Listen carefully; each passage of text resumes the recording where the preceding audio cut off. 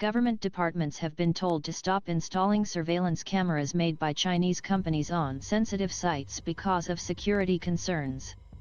The new policy applies to visual surveillance systems made by firms required by Chinese law to cooperate with Beijing's security services. The government announced the move amid concerns among MPs about the use of such equipment.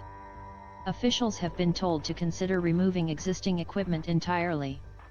They have also been instructed that such surveillance systems should not be connected to departmental core networks. In a written statement, the Chancellor of the Duchy of Lancaster Oliver Dowden told MPs a review has concluded that, in light of the threat to the UK and the increasing capability and connectivity of these systems, additional controls are required.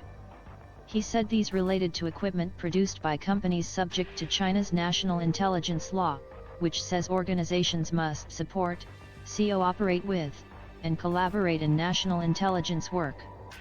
Mr. Dowden said, "Since security considerations are always paramount around these sites, we are taking action now to prevent any security risks materializing."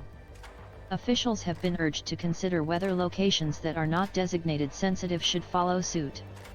Asked why the government was not ordering the replacement of all existing surveillance equipment made by Chinese companies, a spokeswoman for the Prime Minister said the issue was under constant review and this is a preventative step that's been taken in line with that approach. The move is a response to concerns raised by MPs and a surveillance watchdog, who warned in June that the public surveillance infrastructure had been built on digital asbestos. The government's Independent Biometrics and Surveillance Camera Commissioner Fraser Sampson said, "Almost every aspect of our lives is now under surveillance using advanced systems designed by, and purchased from, companies under the control of other governments to whom those companies have data sharing obligations within their own domestic legal framework." He said this meant there was a need both for considerable caution when handling the products installed by a previous generation and, as a priority, a moratorium on any further installation until we fully understand the risks we have created.